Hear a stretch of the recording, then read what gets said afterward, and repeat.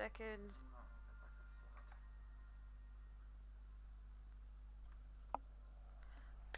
Hi, welcome back. So I'm just checking a few things at the moment, guys. Just making sure that this is definitely rolling. As I do like to make sure everyone is able to see me. Yep, we're live. Excellent, fantastic. So I'm just going to leave that to its own devices now. Okay, so hi, welcome back. So there's going to be a few changes. So at the moment we're going to not have Spanish Saturdays as such anymore. So I've just changed it to Spanish with Penny. That way we're not concreting what day we're doing it each week, because at the end of the day I've got a lot of health problems. I'm not always able to do this, and for some reason it always seems to be Saturday that I feel really rubbish. I'm not even doing anything on Fridays, which is really strange. But Sunday seems to work a lot better. I seem to be a little bit more relaxed as well. I'm usually in my PJs. Obviously you can't see that right now, which I'm not going to show you either, because it's lockdown. I can wear what I want. So, welcome back. And yeah, so we are now on lesson 6. I can't believe I've actually been doing this for 6 weeks already. And damn, this was like, I've been staying here for at least 7.5 weeks now. So we're on the 6th week of Spanish lessons. So I must have started this maybe a week and a half into my own lockdown, because my lockdown technically started before the lockdown in the UK. Anyway, so today we're going to do something a little bit weird. Suppose it's weird, a little bit different, but not really. I did kind of tell you I was taking you on a little bit of a tour, just giving you something pretty to look at. So today we're going to have a little bit of a tour around one of my favourite cities in the entire world. But it's also sort of tying in with some vocabulary as well, and things that we've learnt so far. So it's very, hopefully, quite interesting. But of course, you know the drill.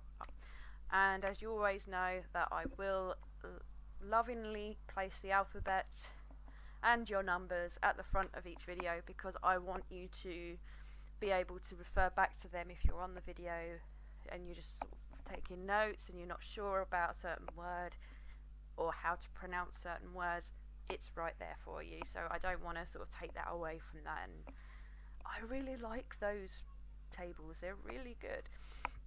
So last week we went over contracted articles, we went over the verbs ir and estar, and we learnt some more vocabulary about things around the house and things outside the house. So we're basically kind of working on what we've already learned, but also expanding a little bit more on that this session.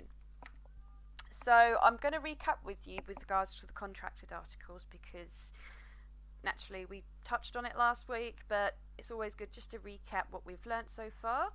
So we have 2 that we need to remember, and they are only applicable when we use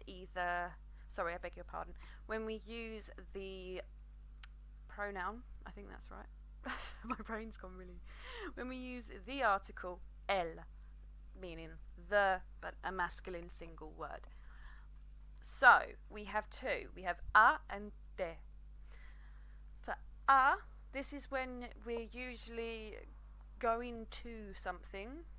So, for example, we could be going to a restaurant.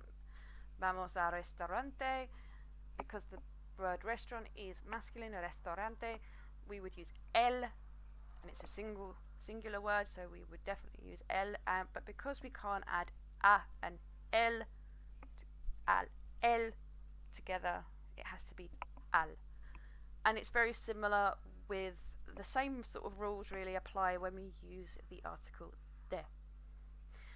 Again, that naturally we won't be using as to be going somewhere per se. We would be saying more of something belonging to something, something of something, which is very vague, I know. But of course I've just sort of given you the rules in this little handy table, so if you do want to refer back to last week's session, lesson 5, then be my guest. You're more than welcome to do so.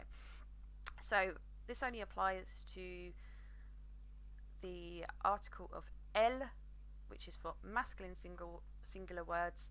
So when we have los, it's a los, a la for feminine singular words. I don't know why I can't say singular today. When we have a las for feminine plural words, and of course de los, de la, de las. So nice and easy. So last week we did do a little bit about this, where we were sort of saying, oh, I'm going to a certain place. For example, vamos al restaurante. That seems to be like the favourite phrase at the moment. So we did go over some of these verbs. These are the most commonly used ones, which is kind of ironic because regular verbs are technically... Hang on, let me get this the right way round. Irregular verbs, for example, like ir, is actually one of the most regularly used verb. Like, it's weird. Like, the most irregular verbs in the Spanish language are the most regularly used words. I didn't make this up, honestly. It's mad. But I'll explain to you as things go on, because irregular verbs are a little bit more complicated. It's because of how they're conjugated, so which is why these are the three that I will present to you. The first three that I present to you are obviously the ones that are really, really important and the ones that really need to stick, because it's hard. So for the verb ir, to go, I'm just going to conjugate. So I will be using the pronouns just beforehand, just so you know where we are, so you can follow me as I go. So yo voy, tú vas, él, ella o ella va, nosotros, nosotras vamos, vosotros o vosotras vais, ellos o ellas van. I go, you go, he or she goes, or they go, we go, you go, they go. That's quite a tongue twister. So, and of course last week we also had a little bit of chat about estar, which is one of the verbs for to be, because there are two at the moment. So I'll go through those with you as well. So estar is like when you're in a not so permanent place. So it could be like how you're feeling in particular today, or where you are right now, but not necessarily where you always are or where you're from. Yeah, this stuff gets a little bit tricky, and naturally I made so many mistakes with the two different verbs at the beginning, so don't worry. It takes time. It takes a bit of practice really to understand the differences, and I still make mistakes, and I've been doing this for like 11, 12 years. I don't really know now. It's been a long time. 14. Oh gosh. 15 years ago. Oh gosh, I started uni 15 years ago. Wow. Anyway, so I'll go through using the pronouns, but again, you don't necessarily have to use those when you actually speak in the language, but it's just so that for your reference you can follow me throughout as I work around the table.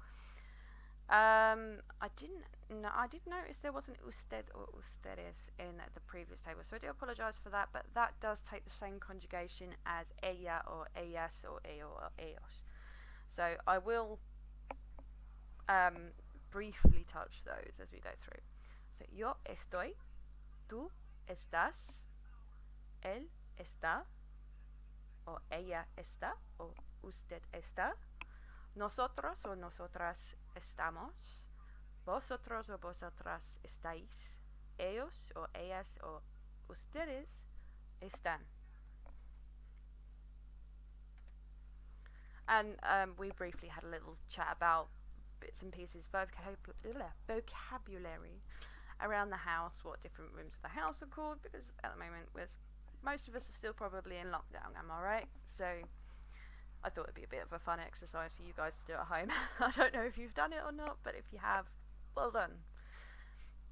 If you haven't, don't worry. I'm not going to chase you for it. It's fine. So these just sort of recapping on the vocabulary. So today I am going to talk about my favourite city in the entire world, because I lived there, but also because it kind of seems more fitting to talk when we're talking about things that you might find in your town or your city or your village. I feel like it would be more fitting to talk about a Spanish town, and preferably one that I know, because I don't want to speak about a place far, far away that I don't know anything about. I mean, maybe from Google Earth I might know, but so I thought I'd do one that I'm quite familiar with. So it'd be a bit more fun. And these are actually pictures taken in Valencia as well. So yeah, it's one of my favourite cities. You'll probably see why. I'm obsessed, I know. So firstly, yes, in Valencia there is a beach, and in Spanish we would call that La Playa. La Playa. And I'm not gonna lie, that beach is gorgeous. Honestly, wow. It's really, really beautiful, and the water is really that blue. It was amazing. But I only went a couple of times, to be honest. But it was good. It was good. El Banco. Now, you might have remember from a few weeks ago, so this isn't my photo, and I really should have uploaded my photo to my presentation today, really, because I'm not gonna lie, I'm not really one to brag, but my photo is awesome. But this is one of my most favourite buildings in the entire of Valencia, just because of how colourful it is, El Banco. But as you can see at the top there, it says El Banco de Valencia, or Banco de Valencia. Yeah, it's the bank, I know, but it is quite a landmark, I must admit, because, going past that and I'm going, wow, that's a really pretty looking bank. Like, you never really see that in this country. It is quite impressive, and it is very colourful, and yes, it is really that vibrant. It's lovely. So, El Banco, the bank. So yeah, pretty much what we would find in the majority of our towns and cities. Moving on. Sorry about the blur on this one, but I tried to get a genuine photo from Valencia, so this was a little bit of digging.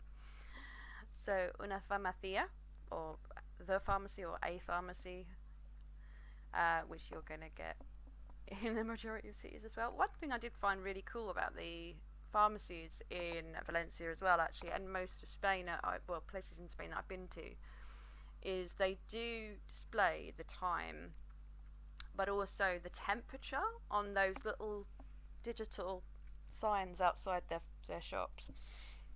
And I found that really cool, because it was really helpful to kind of know how hot it was, or, well, maybe it wasn't, because it was pretty hot. It was really hot out there.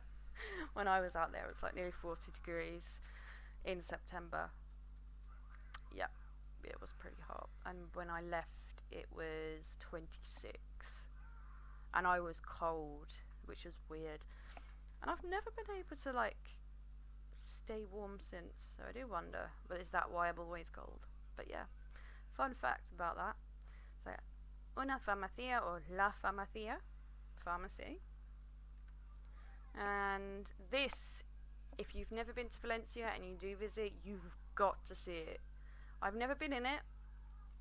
That is one of my biggest regrets, because the last time I was there, a few years ago actually, when I went back, was a special Nikola Tesla exhibition as well. El Museo, or the museum, or the specific name for this museum, La Ciudad de los Artes y Ciencias. So it's literally the city the city of arts and sciences. This science museum, apparently, I haven't been in there, like I said, but apparently it takes 8 hours to get around. It is massive, huge, and the park in which it sits as well is just gorgeous. It's got lots of green, lots of pools everywhere, walkways, and it is quite a sight. And to see it again a few years ago was a real treat.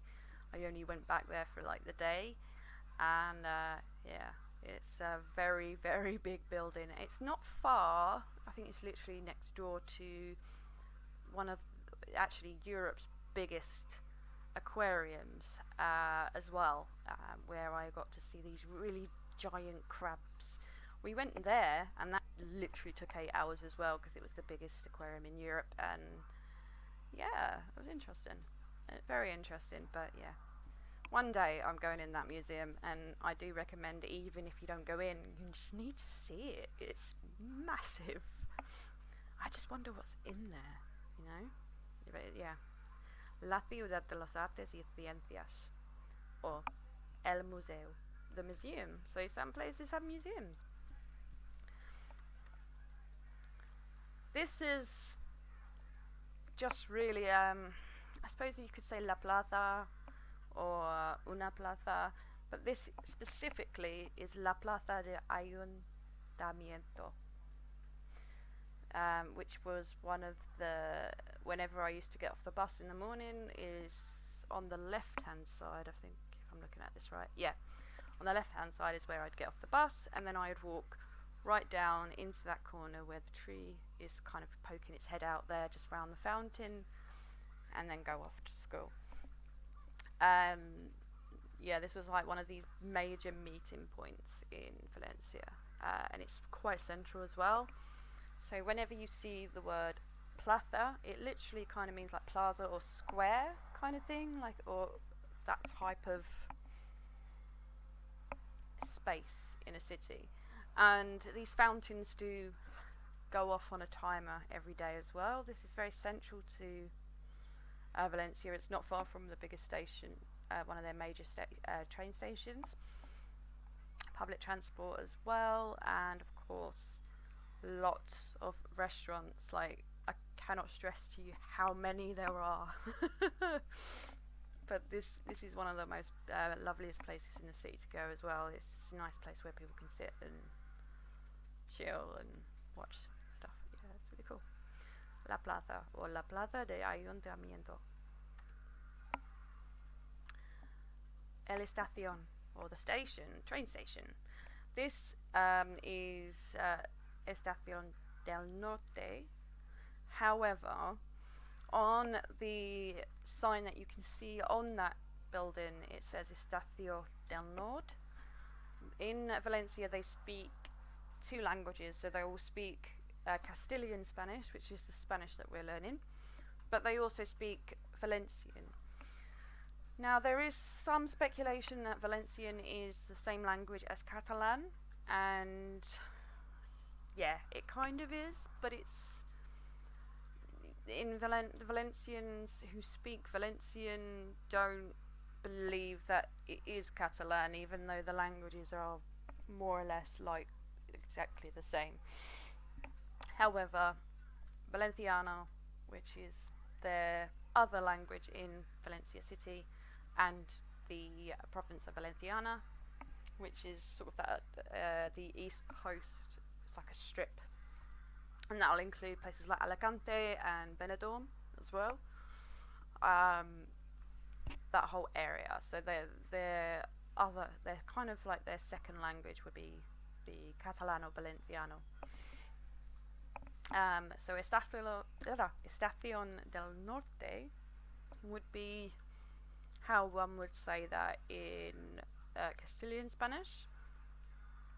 This also was the home to one of the major metro stations, which is like their underground, called Zatiba, which actually I think came from the Valencian word as well, which, because it's spelt very different to how I'm pronouncing it. It actually starts with an X. So yeah, linguistically it just didn't make sense, but Zatiba was one of the main hubs for travelling in around the city. So that was underground and just in front of this station. So yeah, Estación del Norte, or Estación, train station. You can also say El Estación for things like bus stations as well. So it would be more like El Estación de los autobuses, el autobuses, or to be honest, in Spanish they would more say things like bus stop would be more like parada, which basically means stop. So El Estación generally means train station, but sometimes you will say El Estación del Tren as well, so which means literally train station or the station of trains. So, next we have El Restaurante, which we know very well from previous weeks. Sorry about that, guys. My allergies are really, really cutting my throat up today. El Restaurante, which is the restaurant. Literally everywhere, honestly. I've never seen so many restaurants in my life. But this is one of the calle going down in the city centre, where it's very common to see people just sort of out and about, sitting at tables outside the restaurant. Sometimes they go in, but most people sit outside, afuera, and they will eat their meals. Something that's very, very common that you would see in Valencia as well is el menú del día, which is menu of the day, where you would get a set menu of three to four courses, and you pick what you want out of the options they give you. They give you a lot of bread and olive oil stuff, the olive oil and the balsamic vinegar, and honestly, I ate so much of that. I still could eat so much of that, given the opportunity to have a bottle of balsamic olive oil, and I mean good olive oil. Bit of salt and pepper works as well, and then just give me like a really big bit of bread, and I'd be happy. Would never ask for a thing. Yeah, I used to eat that a lot in Spain. I think everybody eats that. But it's very common before a meal that the waiters would serve you, or waitresses, sorry, would serve you a basket of bread and the oil, even before you've even like ordered your food. And the food, honestly, it might have changed since I was living there, because it was 2007. But I could usually eat at the majority of these restaurants that did menu del dia for like €10, or €10 was like one of the expensive places. Like, and you would get a 3-course meal, a drink, bread, which I mean, to be honest, in the UK I'd probably just pay that for the bread and I'd be happy. But and there was a restaurant just outside our school where it was €7, and my god, did I eat so much there. But they would have things like paella, they would have sometimes croquetas, different types of food and drink, and you could have wine if you wanted to, or a beer, but a lot of the time, I mean, I didn't drink, so I'm not really a drinker, so to speak. But my god, did I eat a lot of those. It was like basically how I ate every day. But you eat well out there, and yeah, so menu del dia is what you'll see down a lot of these calles, down these streets and roads, and brilliant, honestly.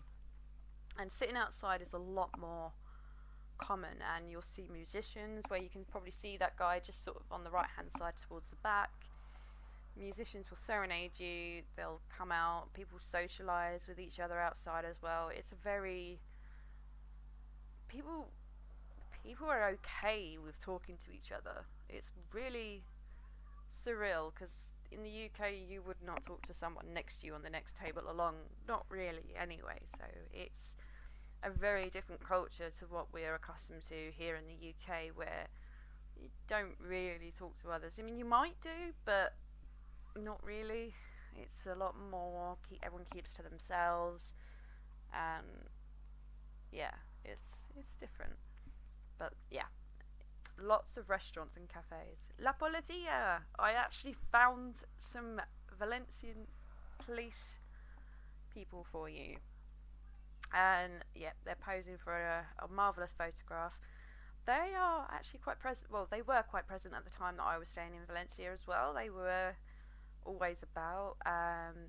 Naturally, I mean, I hate to say it, but unfortunately the police are needed everywhere, because sadly, even my favourite city in the world is not going to be completely free from crime. But of course they were there, and you know, It's actually quite nice that I stumbled across this photo on the internet when I was making this slideshow as well. La Politia, Valencia. Yeah, they're really cool. But as you can see, it's something you'd see the police in most cities, right? That's pretty normal. I'm sure it's pretty normal. Yeah, it's fairly normal, like to see them wandering about in major cities. So yeah, and naturally you're gonna need that to if you need to see the police. Hopefully you never will, but if you're in Spain and you need to know where they are, or in other parts of the world that speak Spanish, then yeah, you're gonna need to know how to. Yeah. I apologise. I believe I've actually written this wrong. I think it's una ambulancia. Ambulancia, which is literally an ambulance. It looks exactly the same, like the police in the restaurant does as well. And as you can see on the side of that van, it's got. I don't speak Catalan, so I'm really, really sorry. I'm going to butcher this, so I apologise. Oh, sorry, Valenciano. I don't speak Valenciano. I'm guessing, but I apologise if I get this wrong. Generalitat Valenciana? Obviously, if you speak Valenciano or a form of Catalan or similar language and you know the actual pronunciation of this, then do let me know, because I have no idea. However, good vocab to have, and I thought, it wouldn't be right if I didn't get you a Valencian ambulance, because what are we doing here? Otherwise, ambulancia, yeah, ambulance. I love this word so much, it's my favourite. Sorry. Bomberos, or los bomberos, the fire service, fire department. How do you say that? I mean, we would call them firefighters, so I suppose it's the rough translation of that. Or bombers is like a shortened or slang version of that. And of course, I was very loyal to the theme, and it is a Valencian fire truck as well. They're a lot smaller than what you would see in the UK. They're not as big as ours. We have these massive things. I mean, even when I was in New York City, it wasn't. They're not that big, like in comparison to ours. But don't get me wrong. The fire service in New York were phenomenal. But it's just interesting, like the size of the vehicles are very, very different, because in this country they're huge. But of course, here is a lovely fire truck, from the Los Bomberos, which of course, fire service that you may see out and about if you're in Spain. And of course, I've stayed loyal to the theme and kept the Valencia. Yeah, I've really, gone all out on this. El hospital. Brilliant. It sounds exactly like the English, so that's nice and easy. We're not going to forget that one anytime soon. And of course, this is a Valencian hospital as well. It's slightly cut off the Valenciana. It's a polytechnic and university teaching hospital. The information that you see there is actually written in Valencian, although there are some similarities to the Castilian Spanish that we're learning. I never, thankfully, went to this hospital, but it does look rather nice, doesn't it? I'm not going to lie, it looks awesome. And, well, my friends who are currently living in Valencia are well and safe, but naturally it's crazy everywhere at the moment. They're still, I believe, in lockdown in Valencia, but they're keeping their spirits up as well. So, yeah. Anyway, I don't know why I mentioned that. Sorry, guys. Yeah, I felt like I wouldn't be doing Valencia a service if I didn't mention their football team, which I hear they're okay. I'm not really a big football fan. Football flan. No, I'm not one of those either. But the football team, I suppose I would kind of support them, but that's because I'm a bit crazy about this place. El Estadio de Fútbol. Yeah, sounds exactly like the English as well. But of course, yes, Valencia have their own football team. They are sometimes in. I'm sorry, I don't know. Sometimes in the news or the football matches that we get over here. I don't really know. I'm really rubbish at football or soccer, as some parts of the world call it. I don't really know how to. But they have their own football team, and they're very proud of their football team. And I mean, really, they're very proud of their football team out there. They love it, and yeah, they really do like football in Valencia actually. Because yeah, it's funny actually. One of my friends that lives there actually supports Real Madrid, which I thought was weird. But then we all support what we want, don't we? So cool. El Mercado. This is actually one of the famous markets in Valencia. Beautiful architecture as well. As you can tell, it is gorgeous. It's a really large indoor market, and just really pretty. Sells a lot of things like fish and like shellfish, fish, meats and things like that, but also lots of the sort of like different things like you would find in a regular market, but just indoors. Yeah. But El Mercado, and of course, like for a supermarket, it's very similar to us. They would use supermercado, which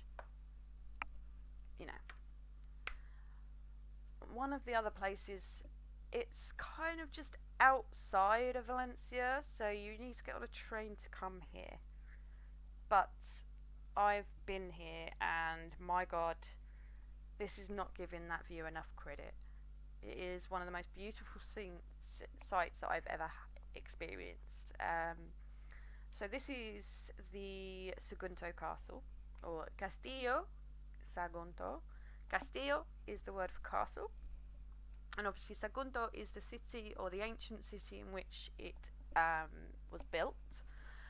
This is actually a very old castle. I believe there's parts of it that were built by the Romans, and there is a small amphitheater. Yeah. Sorry, I can't. My brain is not working today at all. And honestly, we got on this train. I had no idea where I was going. We were going on like a school trip on a Sunday, or was it a Saturday? I don't know. We were going on a trip on a weekend day, and we got on this train, and we were on a train for like half hour to an hour. I have no idea. It was a long time ago. And then we walked up, honestly, what felt like the biggest hill in the world, but it probably wasn't. But it was a very, very tall hill, and there was like little villagey areas there, and everyone was very proud of where they came from. The museum was really cool. And then we went into this castle, which is very old. Parts of it are kind of newer than others. And then you're basically, to go around this castle, you go round and you go higher and higher, and eventually you come up to roughly this point. I've got a feeling the view I had was actually over on that side over there. But the view that I had was literally the whole city, plus all the surrounding areas, and of course the Mediterranean Sea, which you can see in the distance there. Because Valencia, I believe, if I'm watching this, is slightly more. See where the left-hand bits start? It's sort of over there. So, and it honestly was phenomenal. And it still looks phenomenal even in this photo. It's just you think, oh my gosh, am I really that high? Yeah, it's really high up. I think it's a few thousand meters, if I remember rightly. It was pretty high up. I mean, that's a sheer drop on the other side of that wall. So, it was pretty high up, and it was quite a walk. And there was a lot of stairs that had I would say questionable stairs. Do you know when you think, oh, one wrong step is going to make me fall down there? Yeah, there was quite a few of those moments, because I have a weird phobia that I'm actually terrified of spiral staircases. So there was a few places in the Valencian city that I just couldn't go into because of that. Like one of the most famous churches there as well, which is, I believe, if I remember rightly, on Plaza de la Reina. Yeah, Plaza de la Reina. Yeah. So Castillo Segundo is Segundo Castle, and I do recommend, if anyone ever is in this neck of the woods, have a trip out there. Trust me, it's a really, really awesome place to go to. It's got a lot of history. I'd recommend it. I'm not going to spoil it for you because I don't want to spoil it too much for you. And the views are incredible. And just word of warning, nobody speaks English really there, so you're going to need to learn some Spanish before you go. But it is pretty awesome, and they do have tours of the little museum, which is not far from that as well, so it's pretty cool, pretty awesome. So let's do something a little bit more difficult for a moment. So last week we learned ir, which is to go. Ir a, to go to somewhere. So we've got 4 sentences to have a little play around with, and it's going to probably take me a lot of these going back and forth buttons, so you're going to hear a lot of that. So let's start with things like, I go to the beach. So we know now what the word for beach is, la playa. Shall I go back? I don't think we're gonna, actually, you know what, sod it. Let's do it. So, la playa, which is the beach. And of course, ir, I. So, voy a la playa. And what is the next question? They, male, so we want to use a pronoun which is male and plural, go to the restaurant.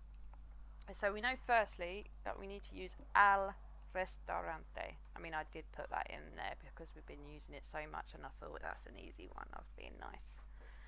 So they, we know they masculine is ellos, and to go, so if we conjugate that into to go from ir, that would be van. So it'd be ellos van. Sorry about the going back and forth, but you know, it's fun. Al restaurante, because we have a plus el, which would become al. And the next question, so that's going to be nosotros, go to the football stadiums. So does anyone know what that is? So it'd be nosotros vamos, and then look what we have here. It's another el estadio. Okay. So we're going to need to use al because it's el. So a el estadio. A el estadio. No. We're not going to do that. So we need to say nosotros or vamos. We go to the stadium or the football stadium because we're going to be a bit more specific. So vamos al estadio de fútbol. Okay. She, so we know that is feminine singular, goes to the market. So let's have a think. So she is ella, and the conjugation of ir in for she, present tense of course, is va. I've forgotten what the question was. Sorry. To the market. El mercado. Oh, okay. So this is that naughty L making its appearance again. So ella va al, not a el, al mercado. She goes to the market. Perfecto. Mucho. Mucho bien. Mucho bueno. Okay. So, we are going to learn the other. Now, for some reason, it's not translated onto this presentation today. Right, so this is going to be the other verb for to be or not to be. So we have looked at estar. The other verb for to be, now I apologise, I will correct this for you, is ser. So it'd be spelled S-E-R, ser. And that means to be. However, I'm just going to make sure. Yeah, cool. So, to be ser usually applies when we're talking about something that is more of a permanent sort of thing. So, for example, let's say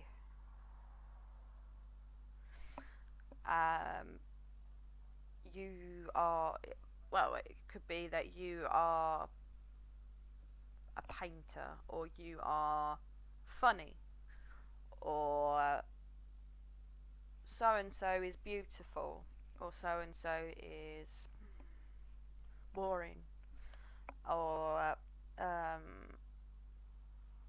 where you're from. So, for example, you could say, I am from somewhere. So, what we would do in that case is I would say, soy de Inglaterra. I am from, or de, I am of, almost really, but it's I am from. Soy de Inglaterra, which literally means I'm of, or I am from England, or UK, or Reino Unido, whichever you prefer. However, when we use estar, we can't just sort of say estoy de Inglaterra. That doesn't really make sense, because that's basically you saying that's where I am right now. I mean, it might be, which is fine. But we mainly really use these sort of things when we're talking, maybe if we're talking on the phone to a friend and they're saying, well, okay, where are you right now? And you say, oh, I'm by this place. You could say, estoy en casa, I'm home. Or you could say, estoy al restaurante, I'm at the restaurant. So it's more of a temporary. Estar is mainly used when we're in a temporary sort of place. We're not going to be there for the rest of our lives, or we're not going to literally be that thing. Whereas ser is a lot more permanent. So it is more or less permanent. So these are more sort of characteristics, or they're more specific as well. So again, like, I am from England, or I don't know, when you went on the spot like that. So I'm going to conjugate them with you. As you can see, this lovely little table that I have been pinching from some great resource websites. So for yo, we would literally soy. You may remember that from a few weeks ago when we were talking about, like, I'm fine, thanks, or I am a teacher, for example. Tú eres. Él, ella, usted es. Nosotros or nosotras, if there's a lot of ladies together as a we. Somos. Vosotros, vosotras, sois. Ellos, ellas o ustedes son. Okay? Quite simple to start with. But then we're only at the beginning, so we're not going to get too complicated with this just yet, I promise. Because it does get more complicated when we are talking in other tenses. So, you may remember this from when we were introducing ourselves, when we were saying soy un or una, if we are a man or a woman, or a boy or a girl. So different jobs, so you could say soy doctor, or soy médico, or you could say soy una dentista, soy una policía, and so on. So that's literally saying, well, that's my job, that's what I am, and it's more of a permanent sort of thing. Naturally, it's obvious that people do change their jobs, but generally it's something that's not going to be changed on like a regular basis, so we would always use soy because it's a descriptive thing about ourselves. So this could be like literally any of these really. So you could like soy una mago, una maga, sorry for me, sorry. Soy una actriz or actriz. Soy pintora. The list is endless. Always remember when you're talking about yourself to use the gender that you need to use. So, just to be a bit more fun, we're going to use soy again, but we're going to look at different adjectives to talk about ourselves, so different personality traits, so to speak. So, we have things like extrovertido, extroverted or extrovertida. So I would say soy extrovertida. Sincere. I can't imagine myself like that really. Occasionally, I suppose. Soy sincera. Sincera. Soy sincera. Seguro. Or you could say segura or de sí mismo, but I would really just stick with like seguro, segura, like self-confident. Optimist or optimista. Now this one you don't need to worry. Soy optimista. You can say that whether masculine, feminine, or otherwise. That's fine. You could say soy trabajadora. Soy trabajador. Yeah, it's a bit less of a mouthful if you're using the masculine form. Trabajador or trabajadora. Hardworking. Soy paciente. Patient. Maybe. Maybe you are. Maybe you're not. Tranquilo. Oh, sorry. Tranquilo. Sorry, I'm reading the wrong word. Tranquilo or tranquila. Calm. You might also hear that from time to time spoken in Spanish, where people will say that to each other in order to, like, basically like a way of saying calm down. Like, tranquila, tranquila. So like, it's almost saying, you calm down or calm yourself, sort of thing. Amable or amable. Sorry, not amable. I'm thinking of the word there. Sorry. In English, amable. Kind, polite, amable. Organizado or organizada. Tidy. Yeah. Generoso, generosa. Generous. Maybe you're generous. Maybe you're tidy. I don't know.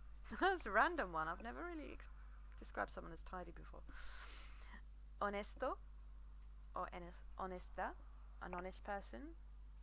Sociable, sociable. You might be like a really outgoing person. Sorry for cutting the heads off. These two slides that we've just been on, this one, was actually one big. So I do apologise for sort of cutting some pictures off there. But you still got the words here as well. So we've got simpático, simpática, friendly. Listo, lista, clever.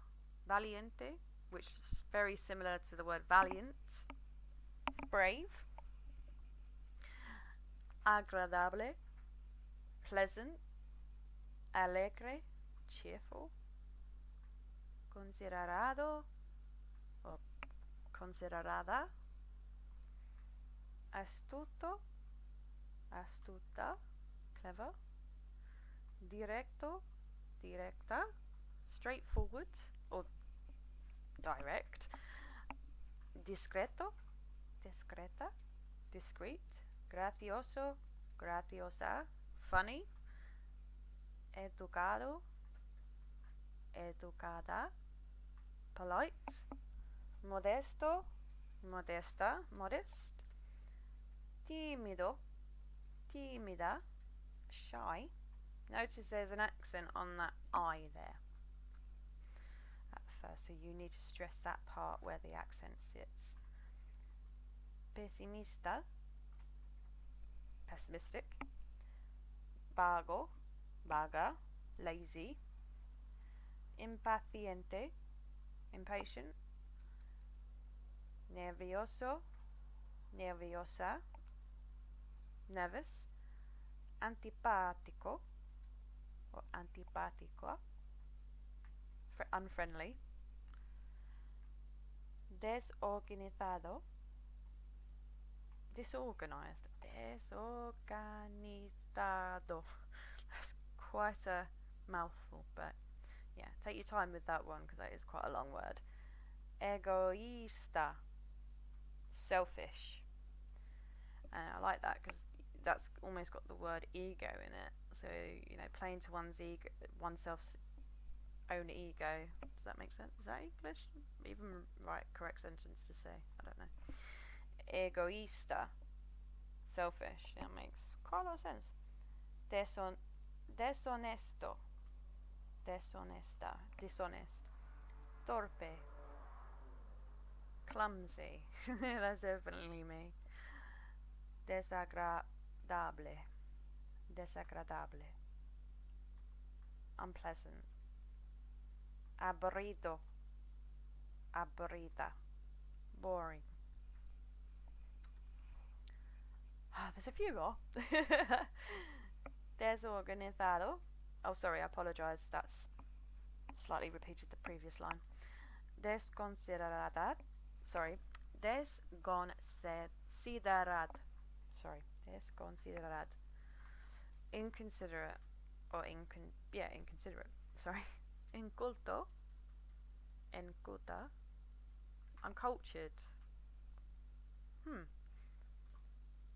Ingenuo.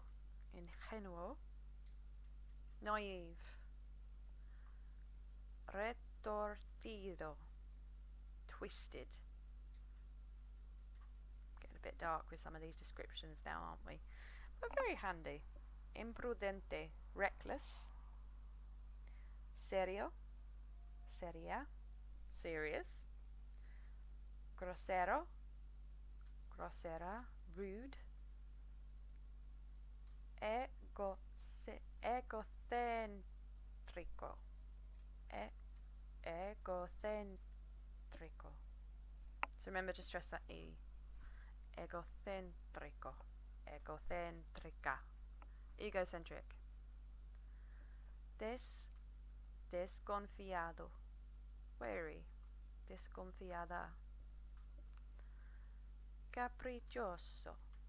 Capriccioso. Capricious. I can't even really say the English word of that. Capricious.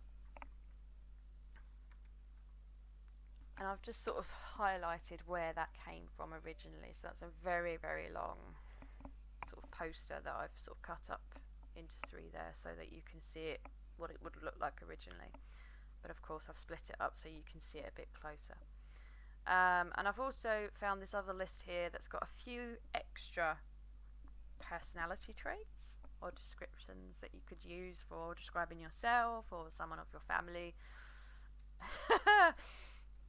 Yeah, you could say things like eres vago, you're lazy, at whoever you're angry at in lockdown right now. I mean, you could do if you want, or you could say soy serio,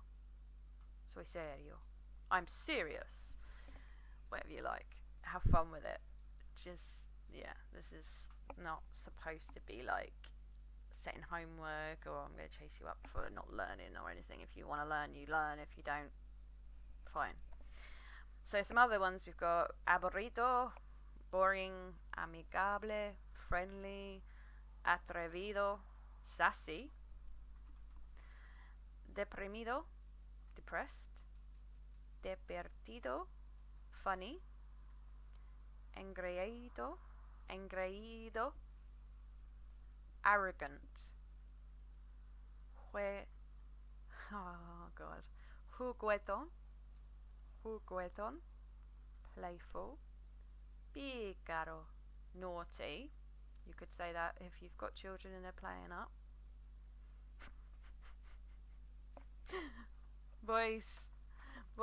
Not voice noitre. Sois pícaros. You're naughty. O tú es pícaro. Tú es pícaro. You're naughty. Simpático, of course, nice. Also can be used for friendly as well. I've seen it as well. But yeah. So that is pretty much it for me today, because it's just going to be a quick one today. Mainly just recapping over those verbs, a little bit of a tour of of course, my favourite city in the world, but I'm biased. What's your favourite city? Let me know, because it'd be really cool to know where you've been or lived, and where you really like, and if there's somewhere that you've been that you think, oh wow, to go back there, that would be amazing. So let me know. I'd love to hear about it, and if you've got pictures from where you've been, then feel free to show me. If you're on Facebook, I don't know if you can do that on YouTube. I'm not sure if you can, but this will be uploaded to YouTube for everybody if anyone wants to catch it up later, or you want to look at the previous videos. And of course, my Facebook group, as normal, will be linked in the comments on YouTube. So if you wanted to jump across to Facebook and hear updates of when the classes are going to be, then of course they're always there.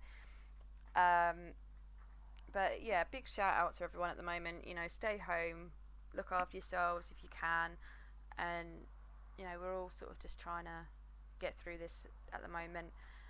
But of course, this is recorded live. This isn't scripted or anything.